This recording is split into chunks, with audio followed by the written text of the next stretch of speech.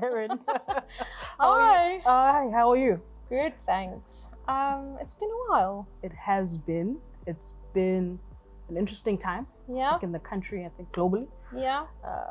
And it's just really good to be here, I guess. I know, in person. Yes, yes. So, I mean, we've started on this journey over the last few months, just talking about this really hot topic, sustainability, and what it means. I mean, I think from a consumer point of view, it's obvious for most people thinking about sustainability products, wanting to be in a space where you support businesses that are sustainable, that have a purpose around sustainability. But for the business owner himself, it really hasn't been that top of mind. I think more in the larger corporate environment, but on the SMEs, I would say, stage, it hasn't really come to the fore. How do you think the landscape's changed, and what's been the key driver that you can see from your business point of view around that movement? Absolutely.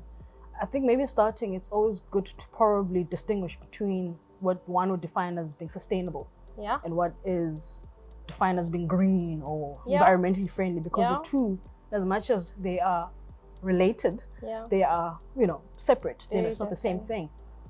And I think with regards to sustainability, I think the messaging is quite clear on a global level, especially when we talk about things like the Sustainable Development Goals, where as nations we want to go. And if we're talking sustainability, it's broadly providing risk management for your enterprises. And you're quite right, the focus has always been on large corporates.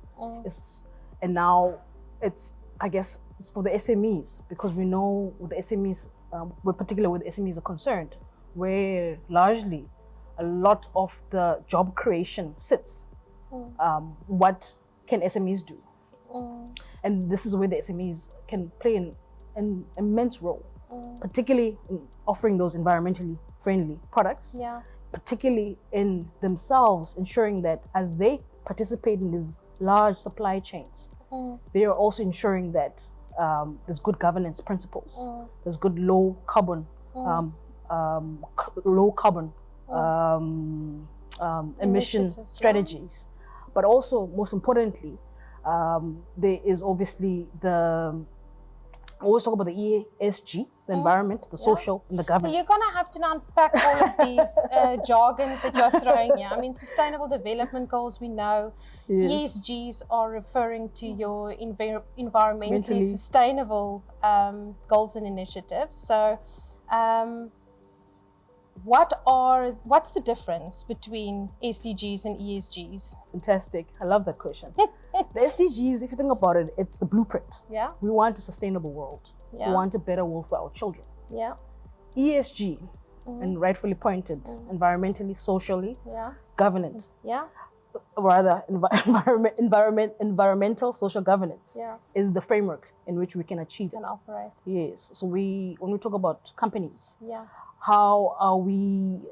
How is the governance structure set up in the Yeah. organization to make sure that we are accountable Yeah. to the communities in which we serve? yes, Socially, are we creating jobs? yes, And then obviously environment. yeah, How am I getting my products to my consumers? yeah, Are we using the right cost-effective, the right environmentally friendly means? So that is the framework. Yeah. ESG, think about it, the framework. yeah, And then SDG being really the blueprint in which we're all right heading towards by 2030. And I think we Yeah. can all agree that 2030 is around the corner. Listen, it's not that far. And I mean, if we just look at how quickly we all lost 2 years recently. And a lot of businesses had to start rebuilding those structures again, coming out of the lockdown period. But if you just think about what you are faced with on a daily basis, how do you think the local environment is comparing to the global markets? So, I mean, maybe let's probably stick on the topic of ESG. I think the local environment is quite, it's I would say is really is holding its own Yeah. on the ESG front. I mean, Okay. there are frameworks being developed for our local organizations to start reporting on ESG matters. And then maybe let's probably narrow down further and say, what does that mean for me as a small business. Yeah. On the one end, as a person that's playing in the space and servicing customers, you're enabling your larger entities to, let's take it for example, load shedding, the energy security challenges that the country is facing. As a business owner, you can service customers, typically large or also SME, to help them stave off load shedding. If you're thinking solar, energy services, energy efficiency, a lot of people like to focus on the big picture, which is renewable energy. But before you get to renewable energy, there's the energy efficiency that has to come into play. So that's where I'm playing as an SME. I'm just talking about my small business. And the sector is quite broad. You talk about waste management. You think maybe in the retail space, particularly in the retail space, you're running a small shop. What are you as a company doing about your waste management? It's not to say that you can't play a role. You can have a policy, to make sure that there's recycling taking place on your premise. So everything dovetails into one. Yeah. And then because we're talking about ESG, we've spoken about the E of the ESG. There's the social. How am I treating my employees? How am I contributing to job creation? And then obviously the G, which is the governance. What's the oversight looking like? And I mean, yes, we're talking in the scheme of SMEs, where you typically not find what most small organizations won't typically have a board of directors, but you still have to have good governance principles that guide you. And that is where the sustainability lies, Erin, because we have to be thinking about SMEs not just as a lifestyle business, but as a long-term goal. How do family-owned business stay in business for long times? That's where the sustainability lies. How do I become resilient with all these climate risks, with all these social risks that I'm surrounded by in the country, the lootings, all these things dovetail to build a more sustainable business in the future that can withstand all these enterprise risks that my small business or my medium business or I always say we're small going on big. My small going on big enterprise is going towards. So it's really about being able to manage all those risks that I'm faced with. Yeah, so that was kind of us already leading into that. If you think about sustainability, and I love how you mentioned that is very much sitting in the stable of governance, and governance is that step into creating sustainable futures for the SME, for the business, the legacy that they want to leave, and you are future-proofing the business by making it more resilient to withstand the impacts and standing on its own 2 feet. But I mean, it's resource intensive, administratively intensive. If you are already a small business owner and you have your day planned out for you, where do you even start implementing the sustainability practices? And why does it matter? Erin, you've just touched on another important note. Why does it matter? Maybe let's start with why does it matter? I mean, we spoke about the blueprint earlier. With sustainability being a blueprint. And having and making sure that I've got all the tools in place in my business to make sure that I'm a resilient and I will be around in the next 10 to 20 years. Right? So that is why it matters. I know there's the fluff that goes around. I want to create a better future for my children, which is true. Because how do you, in effect, sustain it well into the future? And then another point that you touched on, we spoke about the blueprint, right? But I think the other thing we forget that sustainability should be woven into your operational strategy. Yes. For it to make sense. It has to make sense to the directors. It has to make sense to the business owners. It has to make sense to the people that work there. I'll give you an example. You could be in whatever industry. Important things like, what am I doing about my waste? It's not to say that with for instance, let's take for instance energy. We mentioned energy earlier. energy security is a big challenge that's facing all Yeah. types of businesses. It's an operational issue for everybody. Yeah. But it's also an opportunity to Yes. now start bringing in an energy policy Yeah. that can be sustained well into the future. Sure. That's going to go beyond this difficult, dark period, excuse the pun, where you can maybe use it as an opportunity to educate your staff about, spoke about energy efficiency earlier. So it's not always has to be this big, really Box sticking exercise. absolutely. It has to be something that makes sense. Yeah. I'll give you an example. Maybe let's go into specifics. I'm a restaurant owner. I make food. I sell food.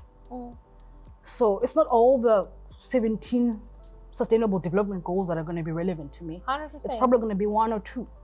One of them is I want to make sure that I've got food for my customers, right? But what does it take for me to put food on the table Yeah. for people to come to my restaurant? Yeah. I need energy. I need water. Yes. And I need to be able to probably be in a good place that's going to attract those customers. Yeah. So you will do, or you will choose the sustainable goals that are aligned with those your business operational. purpose. So that's why it should be interwoven into your day-to-day operations.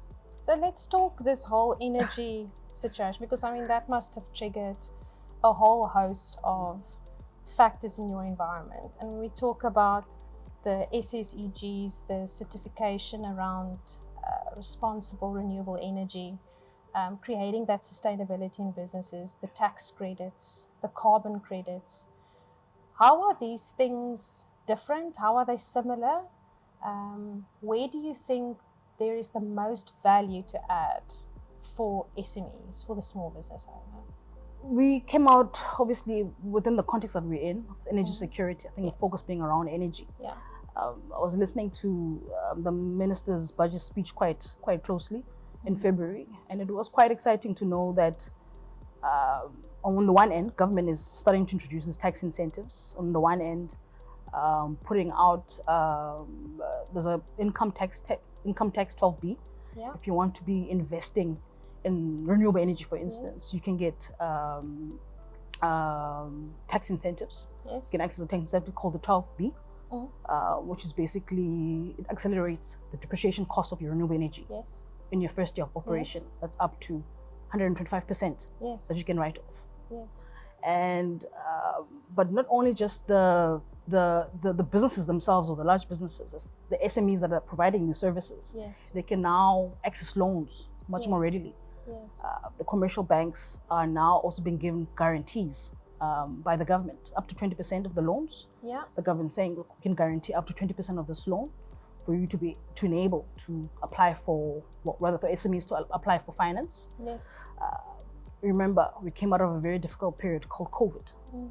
So what the government had done is they introduced a loan bounce back to help customers, to help rather SMEs bounce back from COVID. So what came out of the budget speech, what was very clear, is that the government also wants to help the SMEs that are supplying these solar renewable energy solutions to customers to be able to access those loans. Yes.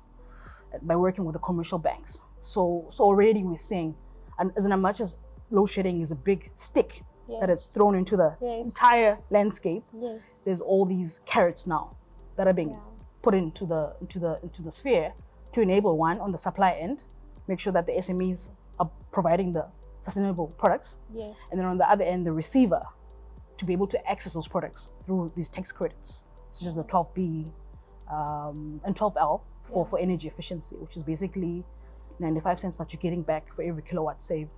I know there's the adage, how am I going to save if the electricity is off? But once again, when we have this clean energy, we still have to manage it, very, very responsibly. Now, a very tough question. Do you think government is doing enough? When we spoke about the incentive that had just been introduced, I think certainly with regards to policy, I think it's been said many times, South Africa is very good at, writing the policy. But now we have to implement the policy. Yes. I do believe that a little bit more can be done to provide the policy certainty, I think we've seen enough. I think our economy has been hurt enough. But I would also probably look outside some of the other enablers.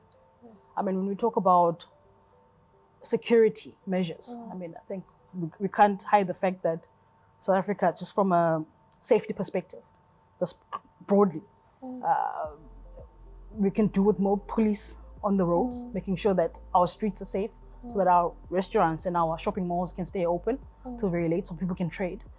So on the sustainability measures, I do believe that they're doing a lot. It's probably more on the mainstream stuff. Sure. You know, can we make sure our streets are safe? Can we make sure that we've got the other stuff working? Set the policy, make sure that the policy landscape is working well. Industry will do the rest. The SMEs will thrive in a policy environment, you know, that's working. Let them create the jobs. Don't worry about creating jobs. Let the SMEs create the jobs. Enable them to enable others. Absolutely. I mean, like 30 to 40% of people that are working in South Africa are employed by SMEs. Yes. But in order for that to continue, you have to ensure that the policy framework is in place. Yes. So you mentioned, just when it comes to sustainability practices, it's more than just making sure that you can keep your doors open. And I think a lot of business owners don't even realize how much of what they're doing on a day-to-day basis leans into the sustainable practice arena or onto the sustainable practice stage. Whether it is packaging, waste management, efficiencies being created, supply chain. In your years of experience, where have you seen the SME get the most value out of including the sustainability practice, and where have we had the most wins? Absolutely. I think sustainability is hitting a very exciting nascent stage right now, where there's this big technology disruption. Yes. You know, the same technology disruption that's taking over the world. You're seeing it within the sustainability sphere, where people are asking for more than just switching off the lights. Once you switch off the lights, how do you measure it? So that's where the technology comes into play. Amazing. Once you've put in the smart meters in your buildings to make sure that you're using the energy correctly, what platform do you have in place? We're seeing developers coming into the sphere, young people coming out of university with a programming degree going into sustainability. So it's quite exciting. So the technology disruption, I would say, is also finding itself within the sustainability sphere. And the way I see it, the next 5 to 10 years, ESG, technology enablement, and just making sure that things have impact, right? The impact industries, I call them the impact industries, are the ones that are going to shine and going to stand the test of time when we're talking about job creation. So you've built your business around the concept and the construct of sustainability. You've literally, over the last few years, have created a whole model and have done so much in this space. And you always say that there's so much more to do. There's so much room for new entrepreneurial thinking. And you've just touched on technology and app development. And we've seen apps being developed around a lot of niche areas and needs that the market has. Where to next? Where is the next frontier that needs to be conquered? Sure. Yeah, now that one's going to make me sit back and think. Look, I think, yes, technology is going to play a huge role for a long time. But I do also believe that we shouldn't lose the social, the S of the ESG. If we get that right, to make sure that we are bringing communities along with us as the technology disruption takes place, we will be okay. But if we think technology is going to solve all our problems, we're going to create another, they always say you can't, I'll give you an example. We've got all these solar panels that are flooding the industry.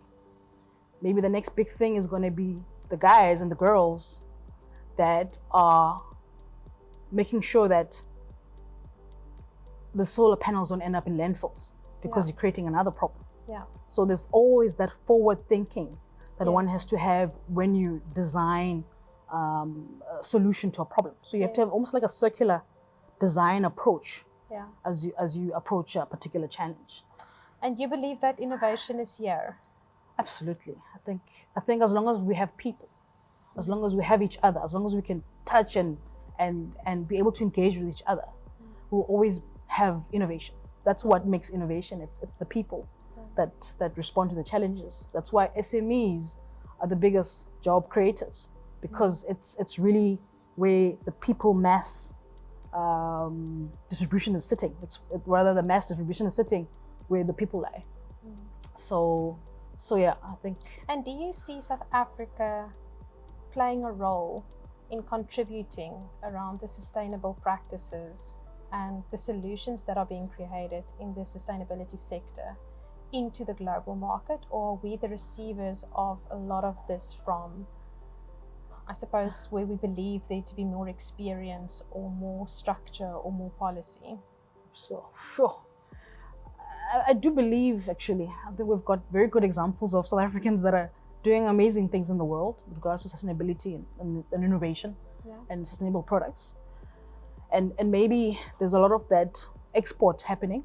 Yes. And now we almost have to start honing it in to make sure that that technology and the innovation gets locked in the country as well, so that we can have that innovation sit here. We have these big innovation centers. We don't have to go to Germany to go find our South African ideas or go to Singapore, but have these knowledge centers in the country, because that's how we're going to build these really great smart cities, enable smart cities, you know, in smart communities within South Africa. So in terms of the innovation, definitely it's happening. We're exporting it though. But we probably need to do now, with the help of government, is to make sure that we having these big smart technology hubs in the country and staying in the country, Yes. and making the countries working. Yes. So government's going to play its part, make sure that we have a safe South Africa that's going to ensure that people are coming in and young people are staying here, Yes. people with young families are staying here. The schools have to ensure that they are excelling with regards to their curriculum. Yes. Let the SMEs do the rest. The SMEs will work with that space. Absolutely. Yeah. So, I mean, I want to wrap up. There's so much I still want to ask you, but I want to wrap this up and just think or chat a little bit about where, as a business owner, do I go? Where do I start? Where do I find out more? How do I equip myself with the framework, the pathway? You spoke about that map to be able to explore sustainability for my business. Absolutely. I like that you said that. We started earlier on saying that this sustainability thing is so cumbersome. It's just administrative. Not at all. We have the internet. Spoke about technology. Yes. We've got the internet. Yes. So the starting point is always policy, getting everybody on board. And in terms of where one can start, you first start. I do believe that the internet is also a very good space where one can go and access these knowledge. Some of them are actually not even expensive. Some of them are free tools. You don't have to go and register on some expensive course. Then the next step would then, okay, maybe I will supplement my knowledge, to update my, my sustainability bank, call it sustainability bank. Yes. And then the Love next that. phase is, bringing in these knowledge subject matter experts who come in and really come and almost add to what you already, thinking in terms of as an organization. The opportunity has never been better. I mean, most businesses are starting to deploy these practices. It's now just about wrapping it up and packaging it properly so that they also can get the benefit from that. Absolutely. So we will be sharing the links on our platforms to more information, more insights, bigger networks to create almost your sustainability bank for your own business. Love that. And really looking forward to unpacking this with you on our journey to sustainability as we embark on that with the entrepreneurs. over the next 2 months. So thank you so much. This has been an honor and such a pleasure to have you here. Thank you for joining me. It's always a pleasure to come and engage with the Retail Capital family, Erin, and yeah, looking forward to joining you on this journey. Amazing. Thank you so much. Thanks.